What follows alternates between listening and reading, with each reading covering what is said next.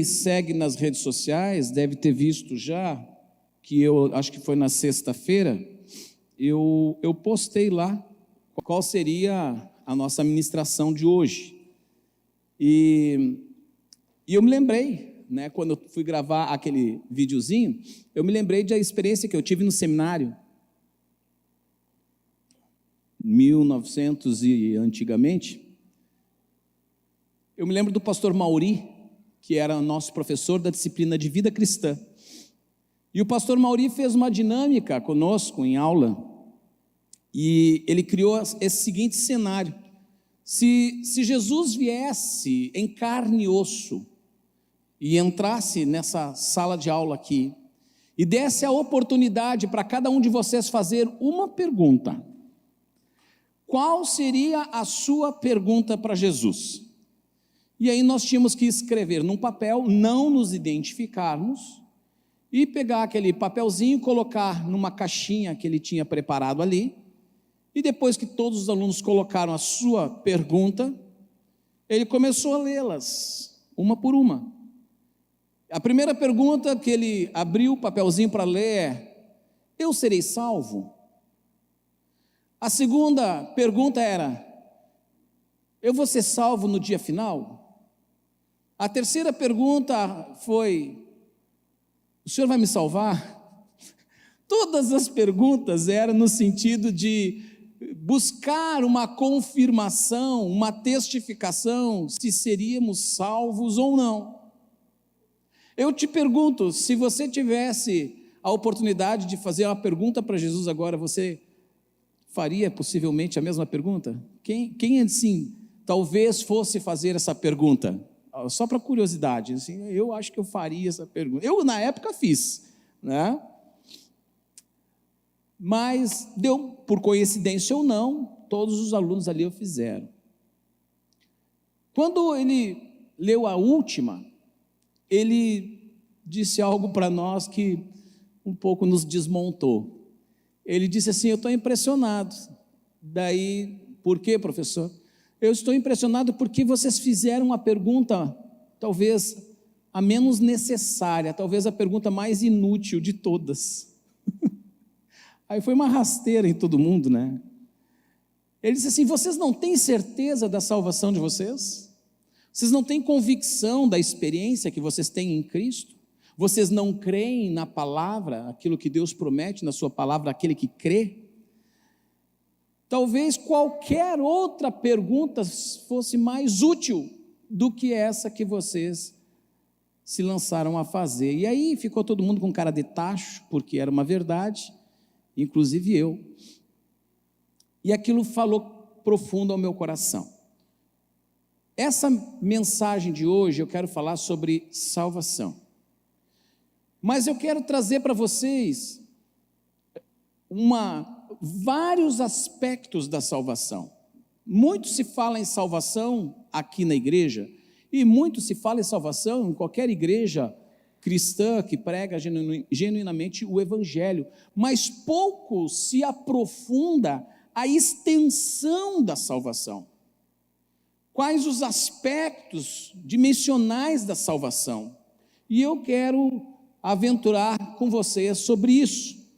Então, nós vamos ver hoje sobre a dimensão temporal da salvação, a dimensão ontológica, meu Deus, que palavrão é esse? Depois a gente vai falar, e a dimensão sociológica da salvação. E para nós abrirmos os serviços, Tito capítulo 2, verso 1 diz assim, Tito 2, verso 1 diz: pois a graça de Deus foi revelada e a todos traz salvação. Amém? Eu vou ler novamente. Pois a graça de Deus foi revelada e a todos traz salvação. Vamos entrar então agora no aspecto temporal da salvação. Quando eu falo em tempo, temporal, quais são os tempos que nós temos? Quais são os tempos que nós trabalhamos e estudamos no português? Passado, presente e futuro, correto? nós vamos ver como se dá a salvação no passado, como se dá a salvação no presente e como se dá a salvação no aspecto futuro. Falando de salvação no passado, dois atos divinos de Deus para a salvação dos homens, a minha e a sua salvação. Primeiro, o ato da redenção. Hebreus capítulo 9, versículo 12. Hebreus 9, 12 diz: com seu próprio sangue, e eu disse isso hoje para o Felipe, já pela manhã, quando ele ministrou essa canção que foi cantada aqui, que é de autoria dele, né, a autoria do Felipe.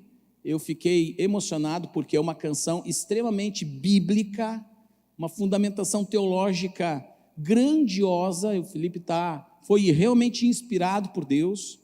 E aqui em Hebreus 9,12 diz: com seu próprio sangue, e não com o sangue de bodes e bezerros, entrou no lugar santíssimo de uma vez por todas e garantiu redenção eterna. A palavra redenção, ela está diretamente associada com libertação. A imagem, a figura do passado, da antiguidade, era: Israel estava cativa no Egito, e o Senhor foi lá e redimiu a Israel, Ele libertou a Israel. A redenção é libertação de cativeiro.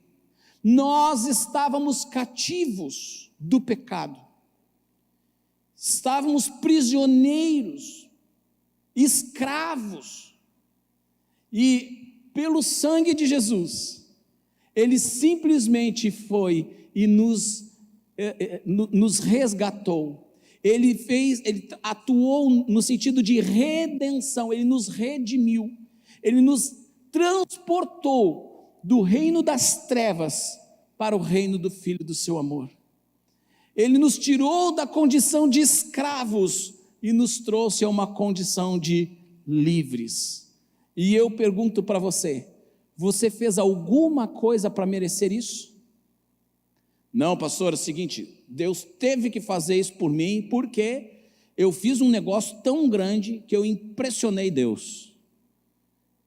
Deus ficou impactado com a minha obra de caridade, e aí Ele teve que fazer isso por mim, porque afinal de contas, olha como eu sou bom. Isso aconteceu?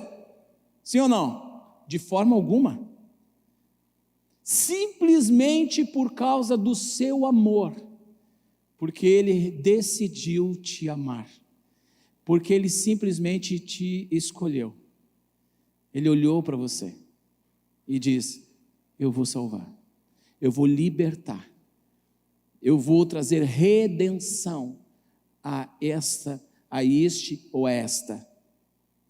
Partiu de Deus, Ele nos amou primeiro, amém?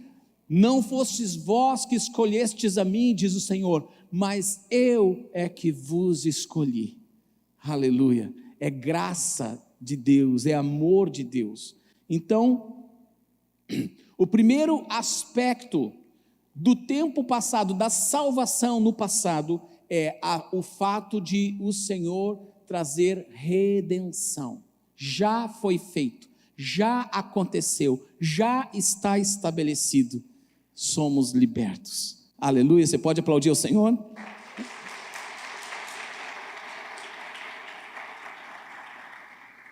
O segundo ato, que também é no tempo passado, que vem juntamente com o ato da libertação, é o ato da justificação.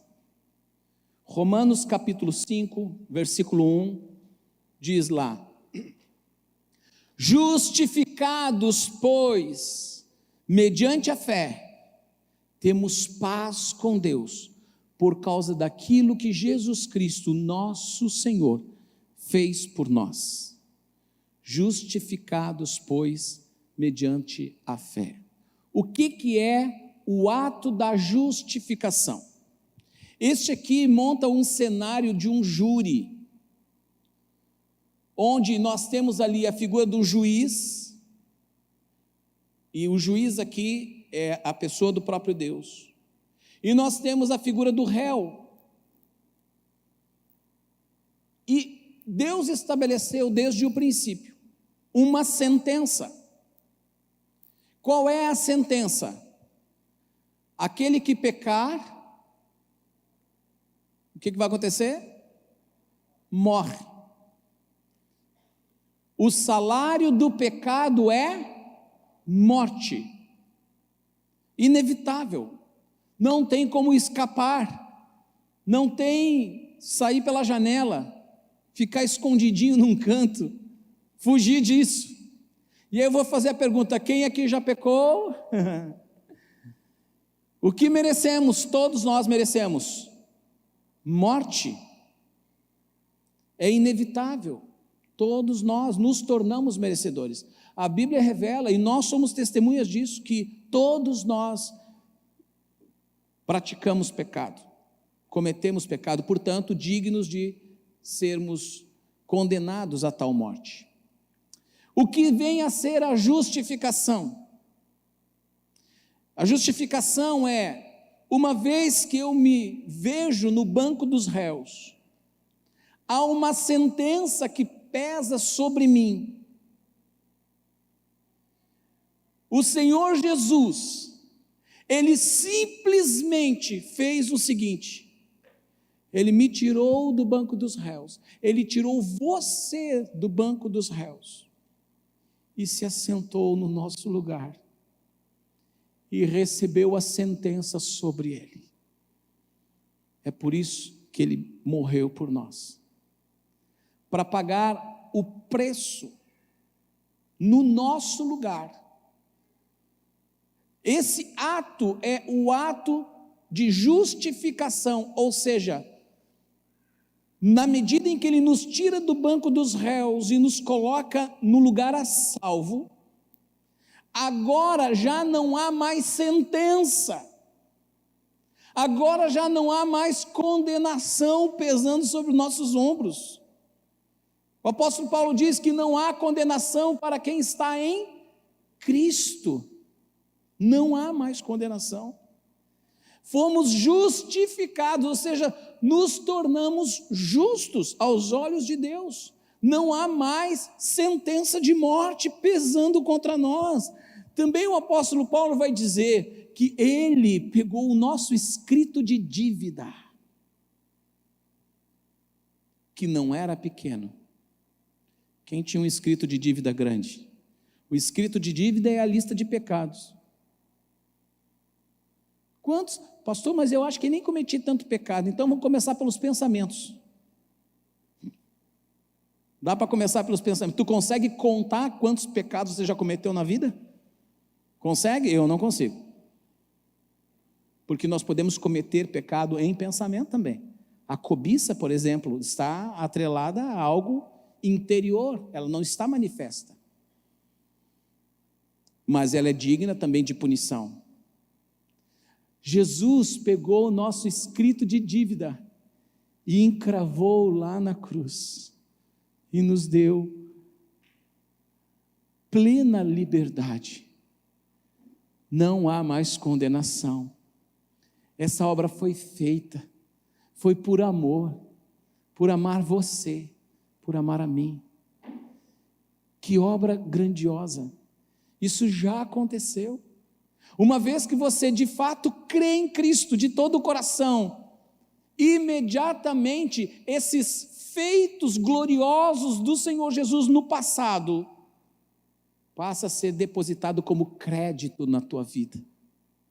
Ele toma a tua condenação para Ele, morre a nossa morte, para que nós possamos viver a vida dele. Não é grande isso? Você não fica impactado com o grande amor de Deus? Eu fico, meu Deus, eu não sou merecedor. Gosto muito daquela canção que diz: eu não mereço tanto amor. Quem conhece aquela música? É antiga. Linda. eu não sou digno do teu perdão. A dor que passou meu Rei e meu Senhor, sempre o adorarei com amor. Lindo, né? Filho do homem me libertou verdadeiramente, verdadeiramente. Eu fico arrebentado quando penso nisso. No passado, Ele nos redimiu, Ele nos justificou. Mas e no presente, pastor? Ele continua nos salvando no presente. Como Ele nos salva no presente? Hebreus capítulo 12.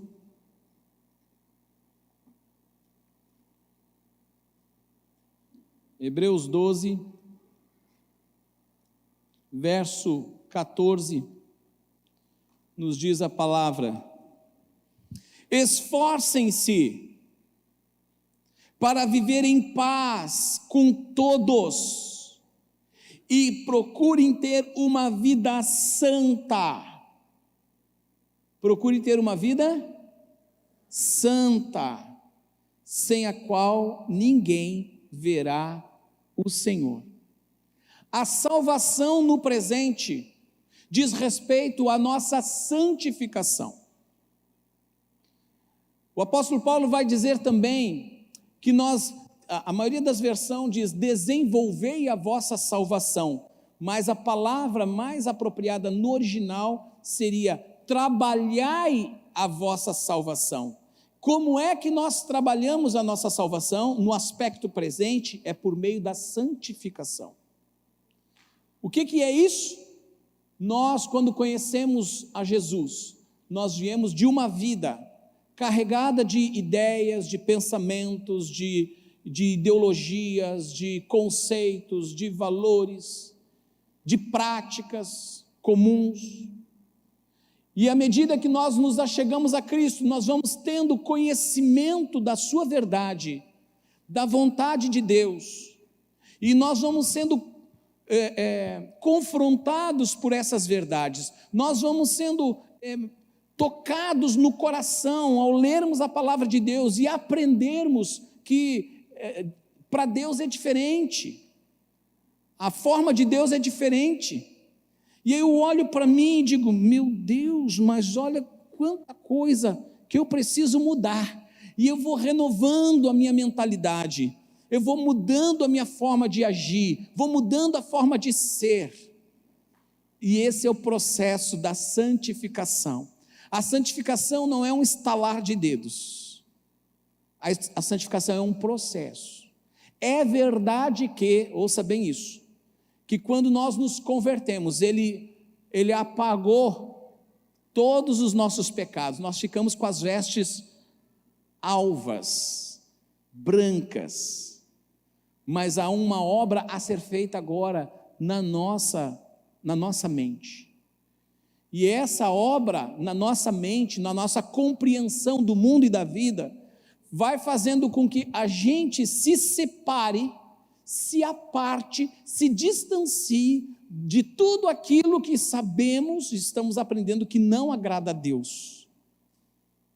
Mas se você sabe que algo não agrada a Deus, e você persiste nisso que não agrada a Deus, eu te pergunto: você está no processo da santificação?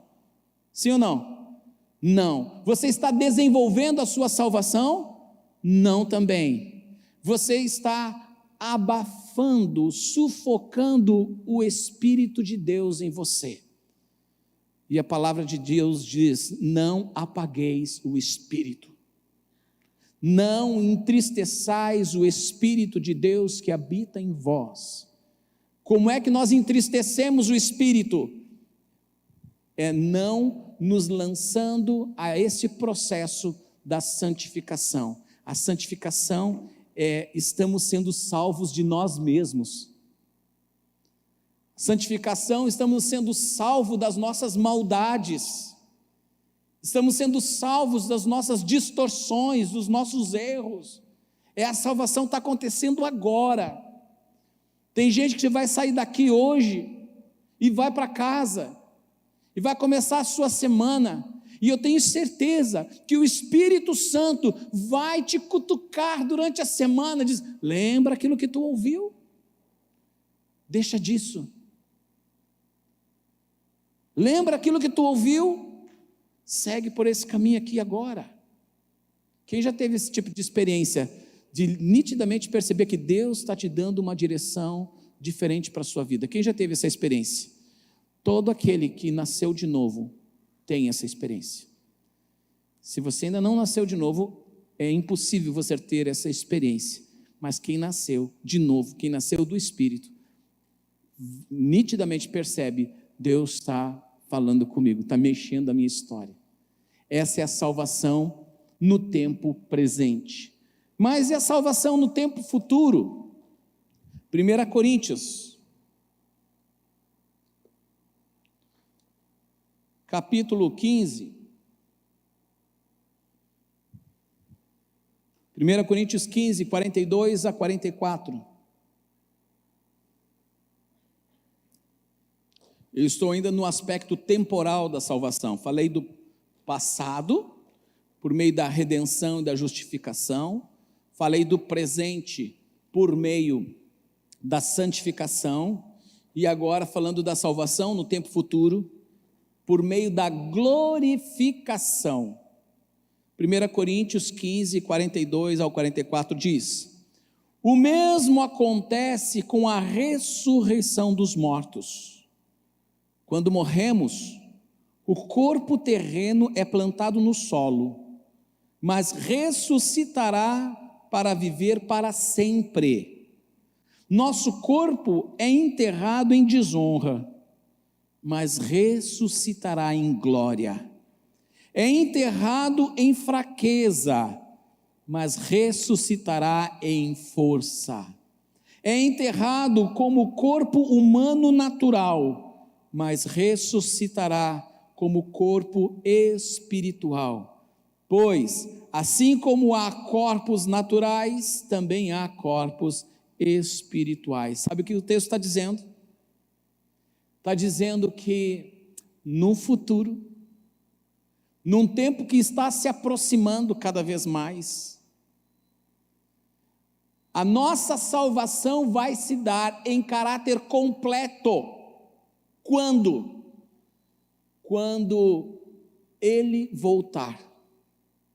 Quando Jesus voltar, duas coisas vão acontecer simultaneamente. É o que a Bíblia nos diz. Quando Ele voltar nas nuvens, os mortos em Cristo ressuscitarão primeiro. E o que vai acontecer neste momento? A Bíblia fala que os mares darão seus mortos, né? O fogo dará seus mortos, a terra, as sepulturas darão seus mortos. Este corpo físico que nós temos hoje, que sofre com o tempo, sofre ou não sofre? É dor aqui, é dor ali, depois que passa aí de um certo, eu não sei, não cheguei ainda lá, mas dizem que né? Começa a idade do condor, né? É dor de tudo que é canto. E é um processo natural do nosso corpo que vai sofrendo com o tempo. Alguns não necessariamente por causa do tempo, mas porque são acometidos de alguma enfermidade específica, começam a sofrer. Perdi um amigo ontem, final da tarde, um homem querido, um homem de Deus, pastor Rogério Marques, lá de Porto Alegre, congregava lá com o falecido pastor Laerte, apóstolo Laerte. Rogério Marques, um cara, ele deveria ter uns 54, 55 anos, um pouco mais velho que eu, andava de skate até hoje, skatista dos bons, ia para aquelas rampas lá, fazia altas manobras, até poucos meses atrás, foi para Israel umas 5 vezes, junto com a gente, um cara muito querido, um empresário de sucesso, pegou um tumor no pulmão e foi muito rápido. 30 dias de hospital e não resistiu. Faleceu ontem. Nossos corpos sujeitos a todo tipo de dor, aflição, doença. Mas quando chegar aquele dia, esse corpo que se decompõe, ele será absolutamente restaurado. E mais que isso, a Bíblia diz que ele será revestido de glória. O que é esse revestimento de glória? É tudo isso que hoje se decompõe será revestido de uma capacidade de viver eterno. Essa glória que nosso corpo será revestido fará com que nunca mais sintamos dor, nunca mais tenhamos enfermidade alguma.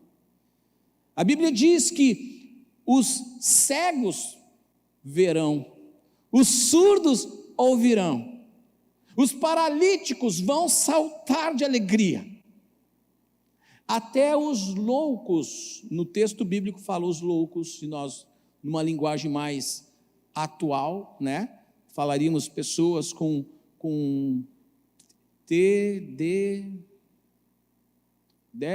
tem uma sigla específica para quem tem déficit intelectual, né, me esqueci agora.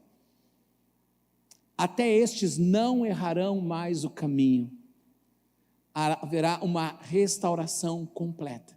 Os mortos vão viver isso, e aqueles que estiverem vivos quando Jesus voltar, que forem verdadeiramente discípulos de Jesus, serão arrebatados e nos encontraremos com Ele, junto com os nossos irmãos ressuscitados, e também receberemos este corpo glorificado. Aí vai se dar a plenitude da nossa salvação. É a salvação que está adiante de nós, é a salvação que está para o futuro, que nós aguardamos. O que é o diferencial? É o que a fé é o que nos sustenta. Você crê nisso? Você crê nessa palavra?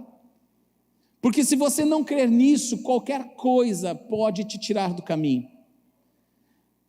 Qualquer dor pode te abalar nas tuas convicções.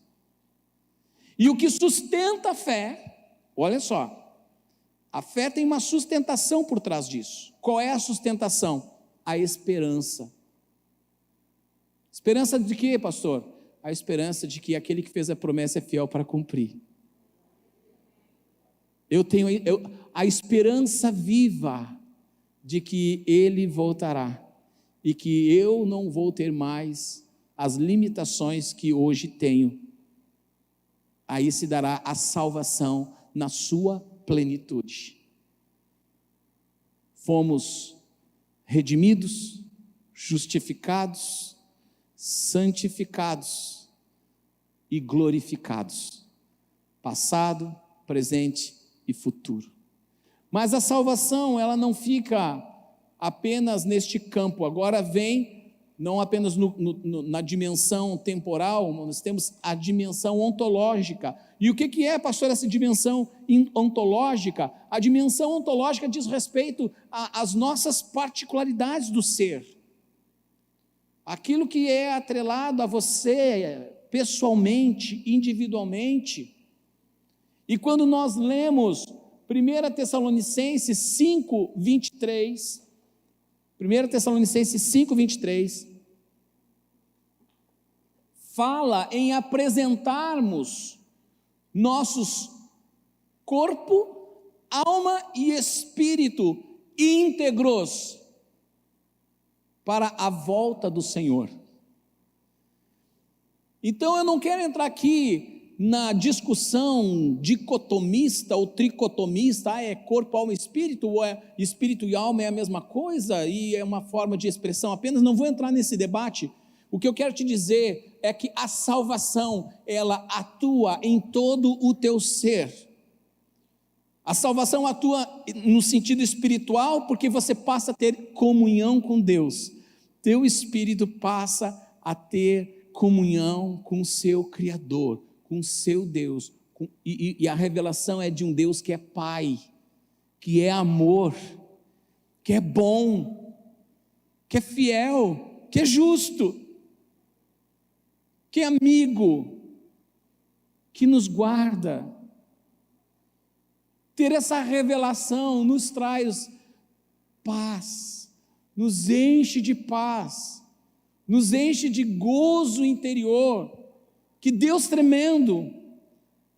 Mas não apenas nós desfrutamos da salvação nesse aspecto espiritual, a salvação ela adentra na tua alma, porque nós somos marcados desde que estamos no ventre da mãe, com marcas positivas ou negativas.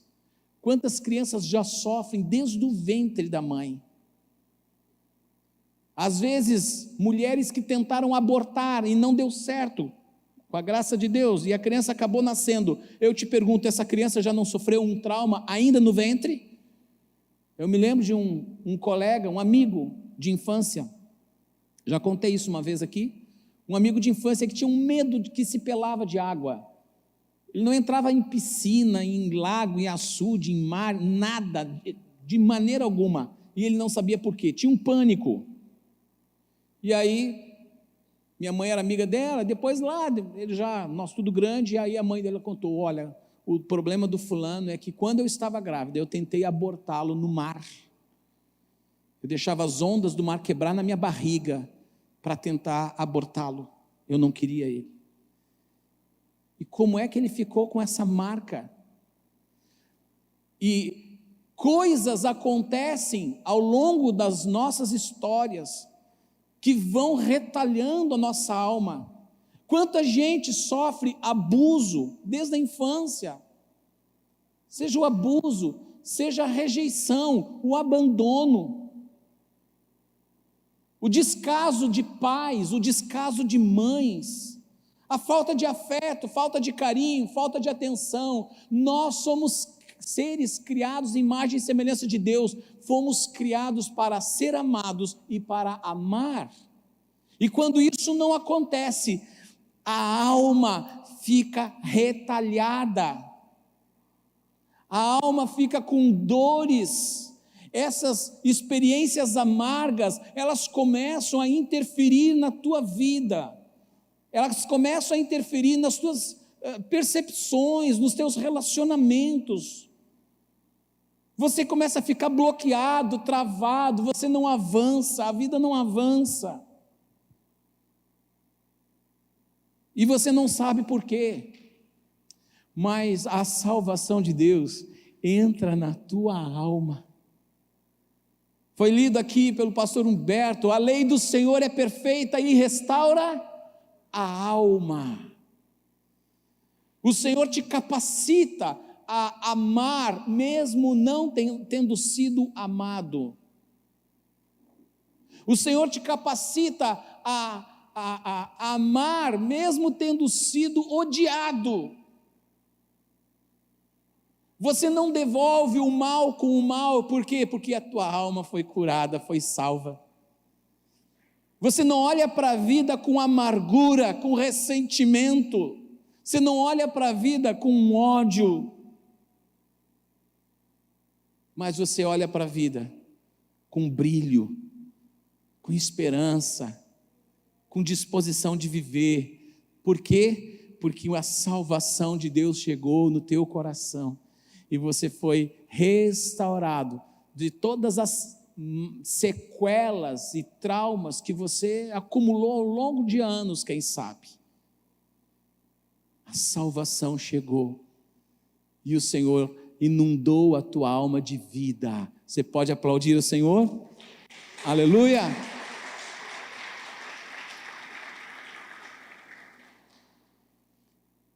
E a salvação também atinge até os nossos corpos. Não significa que sempre e toda vez que nós oramos que qualquer enfermidade seja curada. Não significa isso, mas com muita frequência acontece. Quem aqui é testemunha de uma cura, ou que recebeu, ou que já viu acontecer em alguém próximo, que você viu? Foi a mão de Deus. Quem já teve esse testemunho aí? Olha aí. Eu me lembro, logo que eu cheguei em Santa Maria, eu tive um problema no dedão do pé. Meu Deus, que dor. E eu fui consultar e o médico disse, nós vamos ter que fazer um procedimento aí, nós vamos ter que fazer uma cantoplastia, nós vamos ter que remover a tua unha e vamos ter que fazer uma raspagem aqui. Eu disse, eu doía só de pensar no troço. E eu me lembro, como se fosse hoje, eu no chuveiro, e eu me curvei, assim, a água caindo na cabeça, e botei a mão sobre o meu dedo, mas não dedo, né? E disse, Senhor, me cura, eu não quero passar por isso. E eu fui deitar. E aí disse para a Cristiane, eu estou curado. Eu fui tomado de uma fé, de uma convicção de que eu havia sido curado. Mas eu olhava, o dedo estava do mesmo jeito. Mas no outro dia pela manhã, quando eu me levantei, eu notei que não estava doendo. Quando eu saí debaixo da coberta, estava absolutamente limpo, liso, sem nada. Deus operou naquela noite. Coisa simples, um dedo. Ontem eu estava participando de um evento em Porto Alegre, de um projeto chamado, um movimento chamado Fundamentos RS, onde eu faço parte da equipe de coordenação, porque nós estamos trabalhando arduamente pela transformação da nossa sociedade. É algo muito ousado, nós vamos estar ampliando aqui o esclarecimento para os irmãos. E ontem tivemos um evento em Porto Alegre. Nesse evento nós tivemos a palestra de um indiano. Esse indiano, ele é considerado a maior autoridade no mundo hoje para discursar sobre transformação de cidade por meio da educação. O cara é um monstro. E um outro canadense que trabalha junto no projeto do Vichel, que é esse indiano, este canadense, um cara, uma mente brilhante. E ele contou para nós a experiência. Ele disse, eu tive uma experiência, vim de Uganda, fui ministrar em Uganda, nunca tinha tido essa experiência. Tinha lá um menino que era cego e surdo, e ele nem sabe da minha história por aqui não. Estávamos sendo apresentados naquele momento. Ele estava contando, não só para mim, para todos que estavam ali. E quando eles oraram por aquele menino, os olhos do menino se abriu, e os ouvidos também. O menino ficou em estado de choque, com medo, porque nunca tinha visto e nunca tinha ouvido. E aí os pais abraçaram, imagina o barulho, a comoção que Deus promoveu naquele lugar. Deus continua salvando ainda já no presente momento nossos corpos físicos de enfermidades, de dores. Ele pode tocar na tua enfermidade agora, pode. Você pode sair daqui hoje com uma cura que você aguarda, pode.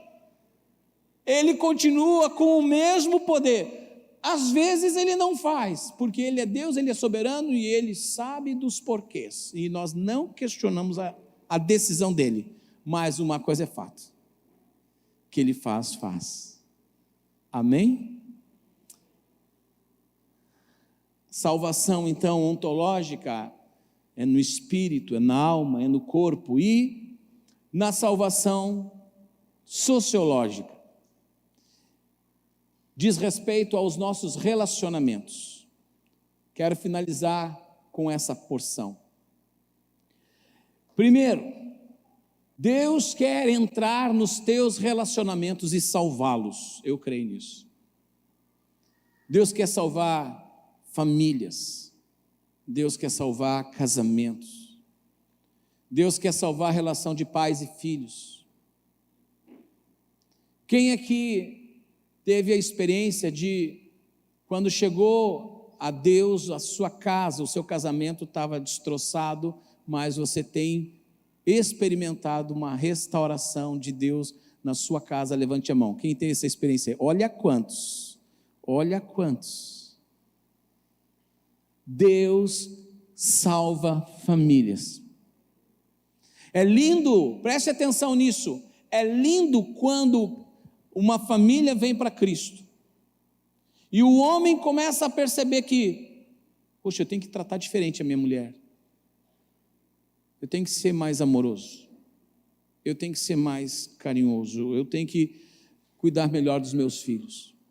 E quando uma mulher que também vem ao Senhor, ela começa a se dar por conta que ela não está sendo uma boa esposa, ela não é aquela parceira, ela não age com sabedoria. E a Bíblia diz que a mulher sábia edifica a sua casa, mas a insensata faz o quê? Com as próprias mãos destrói. Então ela começa a buscar de Deus sabedoria, e ela começa a aplicar essa sabedoria dentro de casa. E este homem ama mais, e essa mulher agora é mais sábia, mais parceira, mais auxiliadora, e os juntos, o que Deus faz? Salva um lar, salva uma família. Deus quer salvar os nossos relacionamentos, Deus quer salvar o teu casamento, mas você tem que abrir a porta. Você precisa ser humilde e reconhecer que você precisa do socorro do alto e se render a este agir de Deus, e o milagre vai acontecer, não só na tua casa, na tua família, mas Deus quer salvar o ambiente, o teu ambiente social. Gustavo estava testemunhando antes aqui, de quando ele chegou lá na escola, e ele tinha me falado isso particularmente, né? O quanto os professores, até mesmo a direção, estavam assim meio com o pé atrás, mas o quanto ele veio conquistando a confiança de todos, e veio ganhando a abertura, e já tem gente que está pedindo orientação, palavra de Deus para ele. O que é isso? Deus quer salvar o ambiente, a sociedade que nós estamos inseridos. É lá no teu trabalho, é lá na sala de aula que você está, é na tua rua, na tua comunidade, no teu bairro. Aonde tem trevas, ouça, aonde tem, você pode apagar todas as luzes, fechar tudo, ficar absolutamente escuro. Você acender um palito de fósforo já faz diferença. Acende uma vela, você já não tropeça mais nas cadeiras. Deus chamou a mim e a você para sermos luz e sal neste mundo. Ele quer salvar a nossa sociedade, que vai de mal a pior. Mas quando nós nos posicionamos, nós temos o poder de Deus para salvar essa sociedade. Foi sobre isso que ontem saí cedo de casa, passei manhã inteira viajando, a tarde inteira lá, tratando sobre como salvar a nossa sociedade. Sabe por quê? Porque eu me preocupo com os nossos filhos, com os nossos netos. O que está vindo para eles aí é terrível, se nós não fizermos nada. Mas pastor, e adianta alguma coisa? Adianta, olha, esse mundo já está louco. Tem duas histórias que eu acho fabulosas, e elas são bem populares, talvez vocês já conheçam, mas a primeira é daquele incêndio na floresta, e os animais todos fugindo, e o beija-flor, ele ia lá no rio, enchia o biquinho d'água e despejava a água no meio do fogo para tentar apagar o incêndio. E quando ele foi questionado pelos outros grandes animais, o que tu estás fazendo, beija-flor? Ele disse, eu estou apagando o incêndio. Mas você está sozinho aí? Ele disse assim, a minha parte eu estou fazendo. Se cada um fizer a sua parte, esse mundo é mudado. Foi o que Jesus ensinou para os seus 12 discípulos. Jesus fez com que cada um deles enxergasse que eles eram um poder de Deus nessa terra, instrumentos para fazer mudança de vidas, mudança na história, e mudou com 12 homens comuns, sem nenhum brilhantismo especial. A outra história é de uma praia que deu uma ressaca e a maré trouxe milhares de estrelas e depositou aquelas estrelas todas na areia, e o mar recuou, e aquelas estrelas, milhares de estrelas, estavam morrendo na areia, porque o sol começou a bater sobre elas. E um homem chega na praia e vê, tinha apenas um menino na beira da praia, e o menino pegando uma estrelinha por vez, jogando para dentro do mar. E aquele homem chega para o menino e disse: o que tu está fazendo, menino? Eu estou salvando as estrelas. Mas olha, são milhares, não vai fazer diferença você pegar assim. Ele pegou uma estrelinha e disse: para essa aqui eu estou fazendo a diferença. Quando você começa a olhar ao seu redor e percebe que você pode ser um instrumento de Deus para fazer a diferença naquela pessoa, na história daquela família, vale a pena. É Deus salvando, usando o seu corpo, que é a igreja, que é você e sou eu. Deus quer salvar a nossa sociedade, e salvando a nossa sociedade, Deus quer salvar a nação. Quer salvar a nação. Eu vou finalizar com essa reflexão com vocês. Está se alinhando os tempos estão convergindo para o fim dos tempos. E no fim dos tempos, o que vai acontecer é que o mundo estará dividido em dois grandes grupos: aqueles que seguem fielmente, ou seguirão fielmente ao anticristo, porque se sujeitarão a todas as ideologias do anticristo, a todos os pensamentos anticristo, a todas as disposições do anticristo. E haverão aquelas, e aqui a Bíblia fala de, não mais só sobre indivíduos, mas fala de nações, que serão oposição ao império do anticristo. E o que eu quero te chamar, para me ajudar, para que a nossa nação não seja encontrada como aquela que se submeteu ao império do anticristo, mas que foi uma nação que se posicionou por Cristo, que se posicionou pela vontade de Deus, por servir a Deus, por ser fiel a Deus. E como isso é possível? Sendo fiéis. Vamos fazer a nossa parte. Você pode ser o beija-florzinho, pode ser o menininho jogando uma estrela por vez para dentro do mar, mas se todos nós fizermos isso, o estrago no inferno vai ser grande, e nós vamos salvar a nossa nação, e quem sabe a partir da nossa, mais outras, e quantas mais o Senhor confiar a nós. A salvação de Deus, ela é muito grande,